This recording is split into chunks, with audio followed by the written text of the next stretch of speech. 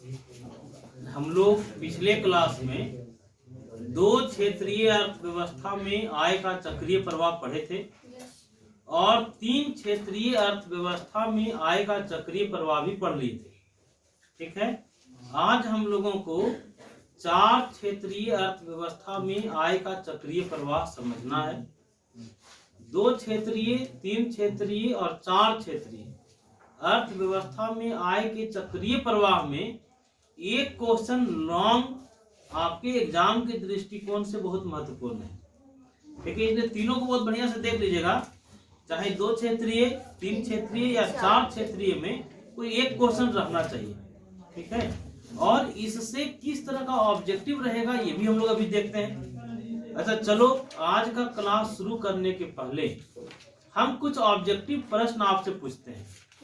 ठीक है, आपको बताना है कि अंतर्राष्ट्रीय संबंधों के आधार पर अर्थव्यवस्था कितने प्रकार? कौन कौन? तो अंतर्राष्ट्रीय संबंधों के आधार पर अर्थव्यवस्था कितने तरह का? एक खुली अर्थव्यवस्था और दूसरा बंद अर्थव्यवस्था।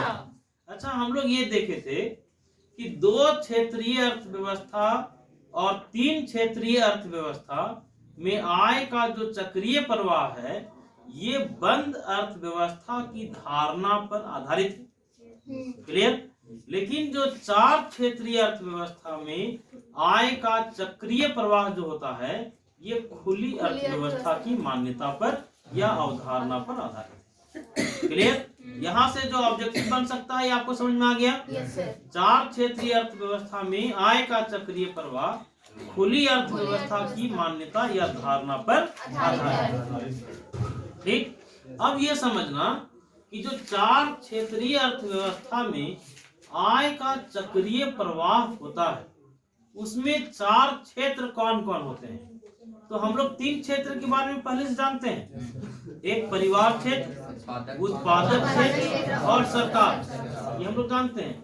लेकिन 4 क्षेत्रीय अर्थव्यवस्था में शेष विश्व की अर्थव्यवस्था या दुनिया के अन्य दूसरे देश भी शामिल होते हैं।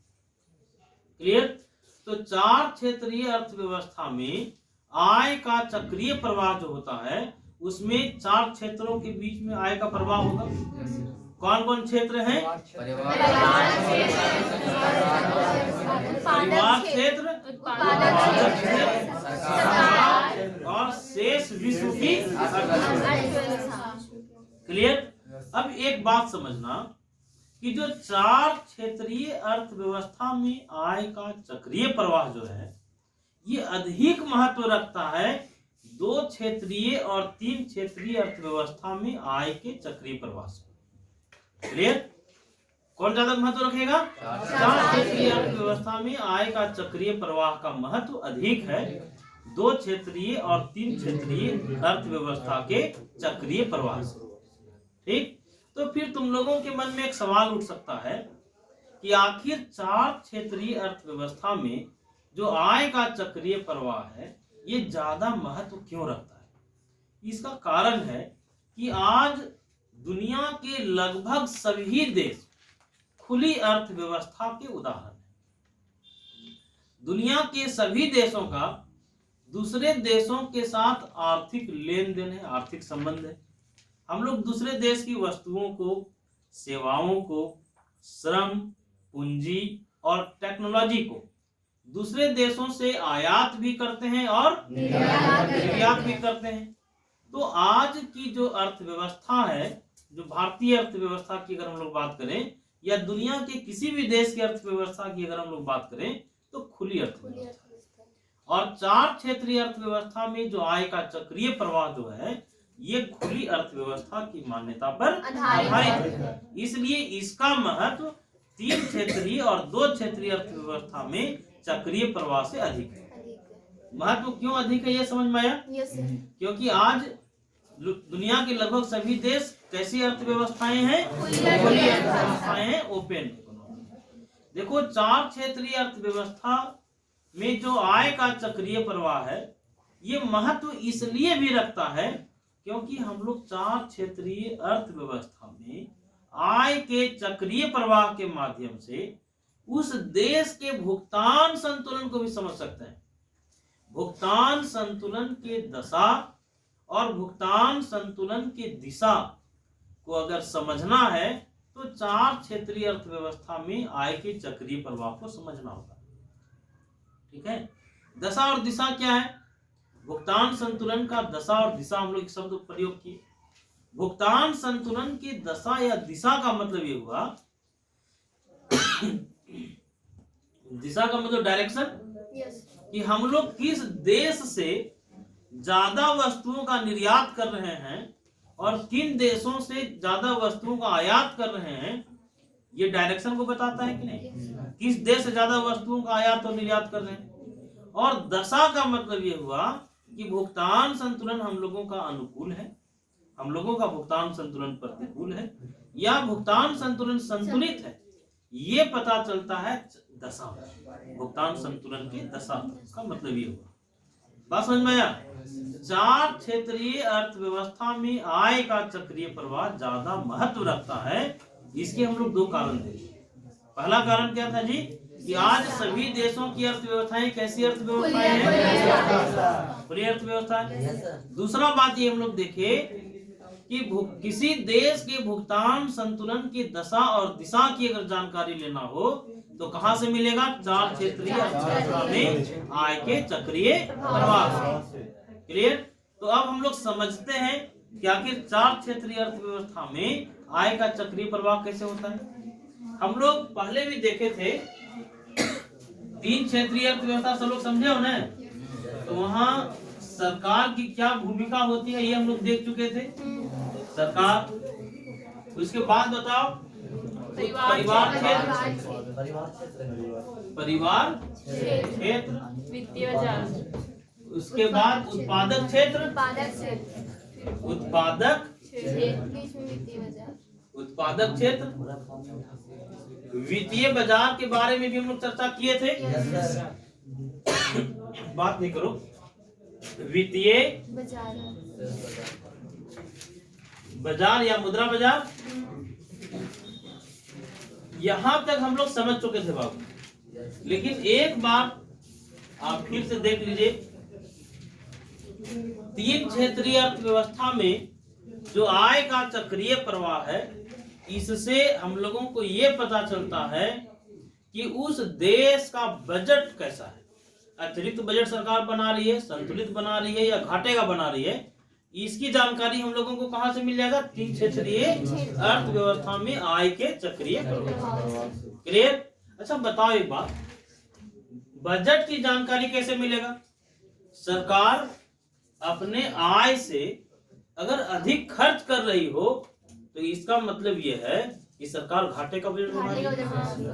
क्लियर? और सरकार अपने आय के बराबर अगर खर्च कर रही है तो कैसा बजट? अगर आय से कम खर्च कर रही है तो कैसा बजट? अतिरिक्त बजट। तो देखो, हम लोग देखे थे सरकार परिवार क्षेत्र को क्या देती है? हस्तांतरणीय भुगतान। हस्तांतरणीय भुगतान समझाने की जरूरत नहीं है। जानते हैं आप लोग, हस्तांतरणीय भुगतान एक तरफा भुगतान होता है। जैसे एग्जाम्पल के लिए वृद्धा पेंशन, स्कॉलरशिप, ये हस्तांतरणीय भुगतान का एग्जाम्पल है। हम लोग जानते हैं सरकार परिवार क्षेत्र को सेवा का भुगतान करती है, सेवा का भुगतान करती है। अब देखना बाबू, परिवार क्षेत्र सरकार को टैक्स देती है। हम लोग यहाँ देखे कि आय का प्रवाह सरकार से परिवार क्षेत्र की ओर हुआ कि नहीं? कैसे? सरकार हस्तांतरणीय भुगतान दी किसको? तो आय का प्रवाह सरकार से परिवार क्षेत्र की ओर हुआ। सरकार सेवा का भुगतान की परिवार क्षेत्र को, तो आय का प्रवाह कहां से कहां हुआ? सरकार से। अब परिवार क्षेत्र टैक्स दी किसको? तो बताओ, परिवार क्षेत्र से आय का प्रवाह कहां हुआ? सरकार की ओर हुआ। अब बताओ, सरकार क्या करती है? उत्पादक को आर्थिक मदद करती है। आर्थिक मदद की।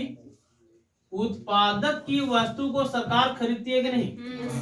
उत्पादक की वस्तु को सरकार खरीदती है। मतलब वस्तु के लिए भुगतान, वस्तु के लिए पेमेंट करेगी कौन? सरकार। इससे सरकार से आय का प्रवाह कहाँ हो रहा है? उत्पादक क्षेत्र की ओर हो रहा है। अब बताओ उत्पादक क्या करता है? सरकार को टैक्स देता है। ये सारी बातें हम लोग पहले भी समझ चुके हैं। अब बताओ परिवार क्षेत्र उत्पादक की वस्तु और सेवा को खरीदता है। परिवार क्षेत्र क्या करेगा? उत्पादक की वस्तु और सेवा को खरीदेगा। तो परिवार क्षेत्र वस्तु तथा सेवा का क्रय करेगा जी। सेवा का क्रय करेगा। इससे परिवार क्षेत्र से आय का प्रवाह किधर हो गया? उत्पादक क्षेत्र की ओर हुआ। देखो सुदेश इधर,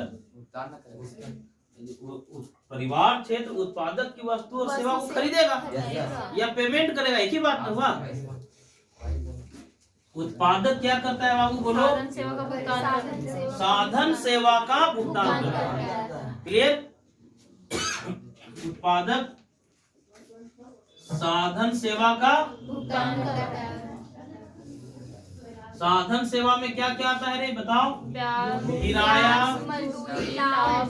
ब्याज, आगे बोलो, मजदूरी,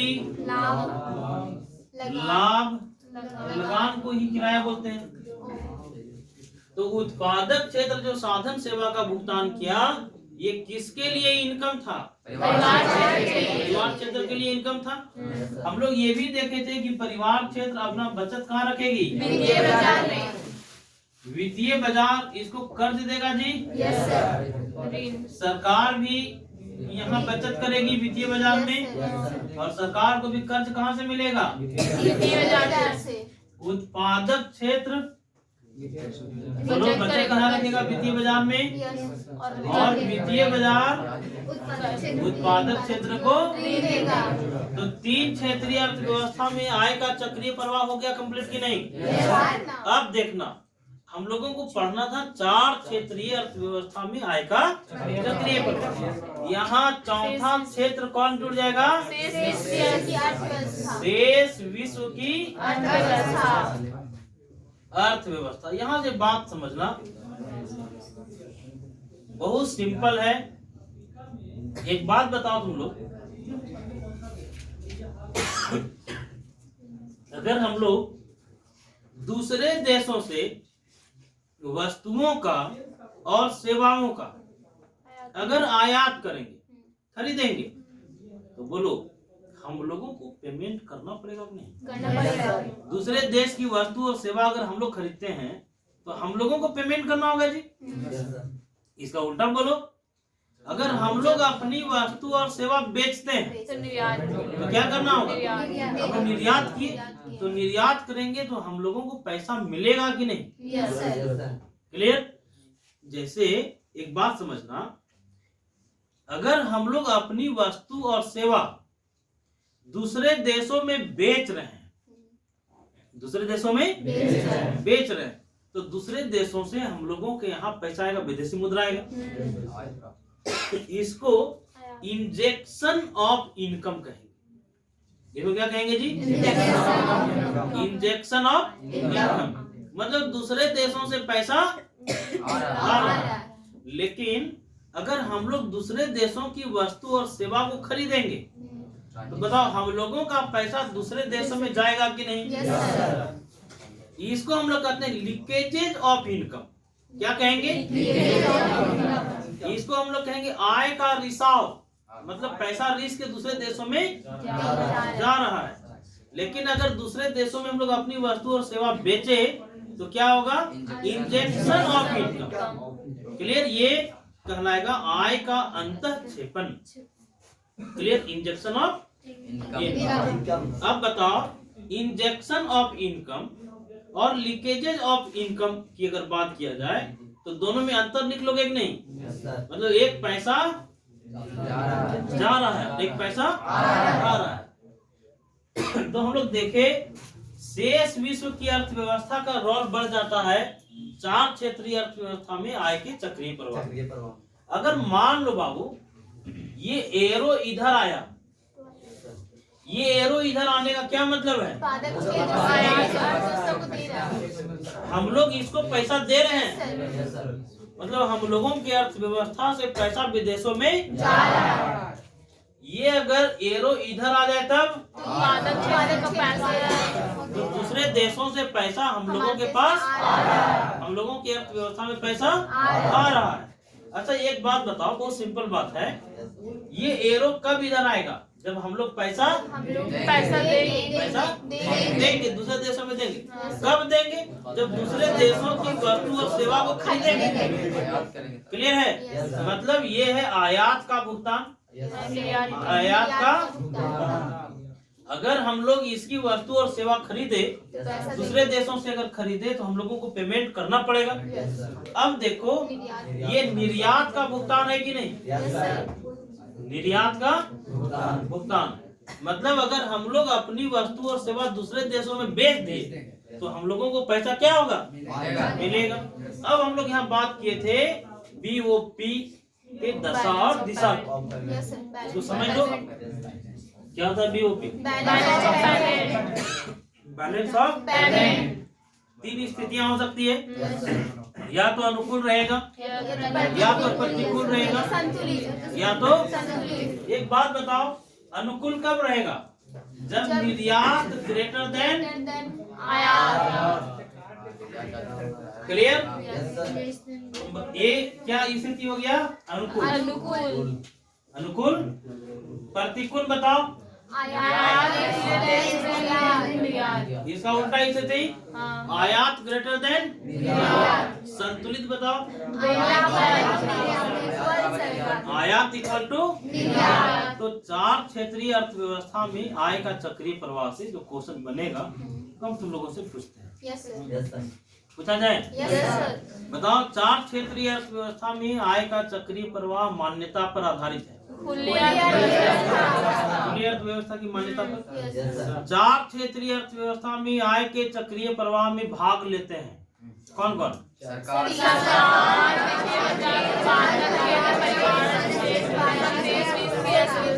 क्लियर? सरकार, उत्पादक क्षेत्र, परिवार क्षेत्र और शेष विश्व की अर्थव्यवस्था। एक सवाल और, हम लोग भुगतान संतुलन के दशा और दिशा की जानकारी किस अर्थव्यवस्था के चक्रीय प्रवाह से लेते हैं? ऑप्शन रहेगा 2 क्षेत्रीय, 3 क्षेत्रीय, 4 क्षेत्रीय, इनमें से सभी, इनमें से सभी। तो छाट लोगे कि नहीं? ऑब्जेक्टिव कैसा रह सकता है समझ में आ गया हम लोगों को?